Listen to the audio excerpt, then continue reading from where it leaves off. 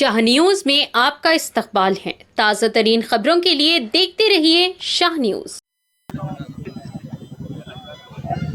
మా నాయకులు శ్రీ రాహుల్ గాంధీ గారు మొదటి నుంచి అనుమానం వ్యక్తం చేస్తూనే ఉన్నారు.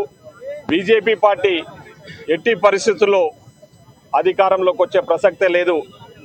కానీ ఈరోజు చూస్తూ ఉంటే బీజేపీ పార్టీ అప్రజాస్వామికంగా ఎలక్షన్ కమిషన్ను వాళ్ళ చెప్పు చేతుల్లో ఉంచుకొని ఎన్నికలలో ఓట్ల చోరీకి పాల్పడి ఈరోజు బీజేపీ గద్దెనెక్కిందని చెప్పేసి నిన్న మొన్న జరుగుతున్న పరిణామాలే నిదర్శనం అని చెప్పి సందర్భంగా తెలియజేస్తా ఉన్నాం.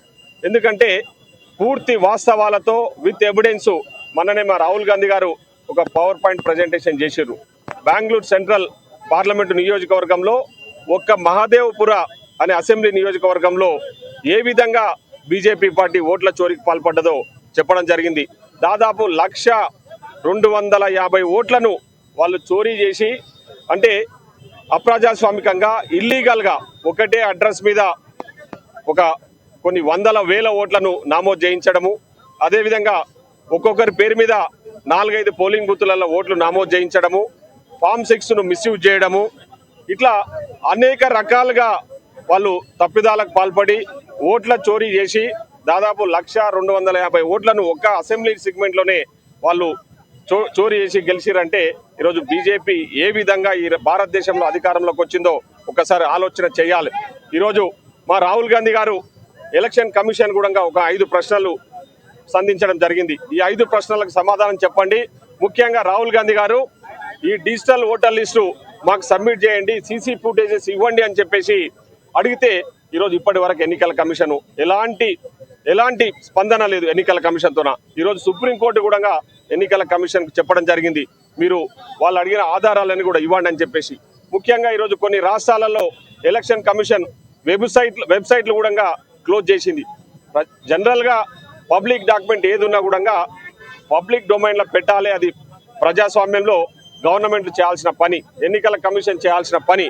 కానీ ఈరోజు వాళ్ళు ఎన్నికల కమిషన్ బీజేపీ చెప్పుచోతుల్లో ఉండి తప్పిదాలకు పాల్పడి ఈరోజు పబ్లిక్ డొమైన్లో ఉండాల్సిన డాక్యుమెంట్స్ కూడా వాళ్ళు దాచిపెడుతున్నారంటే ఖచ్చితంగా ఈరోజు ఓటు చోరీకి బీజేపీ పార్టీ పాల్పడ్డది, ఎన్నికల కమిషన్ను వాళ్ళ చెప్పు చేతుల్లో ఉంచుకున్నదని మేము ఈ సందర్భంగా ఆరోపిస్తా ఉన్నాం. ఆరోపణే కాదు, అది రుజువైందని కూడా ఈ సందర్భంగా గుర్తు చేస్తా ఉన్నాం. ఎన్నికల కమిషన్ మళ్ళా ఉల్టా రాహుల్ గాంధీ గారిని అఫిడవిట్ ఇవ్వండి, ఓటు తీసుకోండి అని చెప్పేసి మాట్లాడే ప్రయత్నం చేస్తూ ఉన్నారంటే ఒకసారి ఆలోచన చేయండి ఏ విధంగా ఈరోజు ఎన్నికల కమిషన్ వ్యవహరిస్తూ ఉందో. ముఖ్యంగా ఈరోజు ఏఐసిసి ఇచ్చిన పిలుపు మేరకు మహబూబ్నగర్ జిల్లా హెడ్ క్వార్టర్లో మేమందరము, నేను, స్థానిక శాసనసభ్యులు ఎన్ఎం శ్రీనివాసరెడ్డి గారు, ఇంకా చాలామంది ప్రజాప్రతినిధులు అందరం కూడా ఈరోజు ఇక్కడ కొవ్వొత్తుల ర్యాలీ నిర్వహించి నిరసన కార్యక్రమాన్ని చేపట్టడం జరిగింది. మా నినాదం ఒకటే, ఓట్ చోర్ గద్దే చోడ్ అని చెప్పేసి ఈరోజు మా రాహుల్ గాంధీ గారు ఇచ్చిన నినాదాన్ని మేము దేశవ్యాప్తంగా తీసుకోపోతా ఉన్నాం. మా నిరసన కార్యక్రమాలు ఈ విధంగానే కొనసాగుతాయి. తప్పకుండా భవిష్యత్తులో ఇలాంటి తప్పులు జరగకుండా ప్రజాస్వామ్యంలో ఒక ఓటు ఒక పర్సన్కు ఉండాలనేది మా నినాదం. 1 ఓట్ 1 పర్సన్ అనే నినాదంతో ఈరోజు మేము ముందుకు పోతా ఉన్నాం.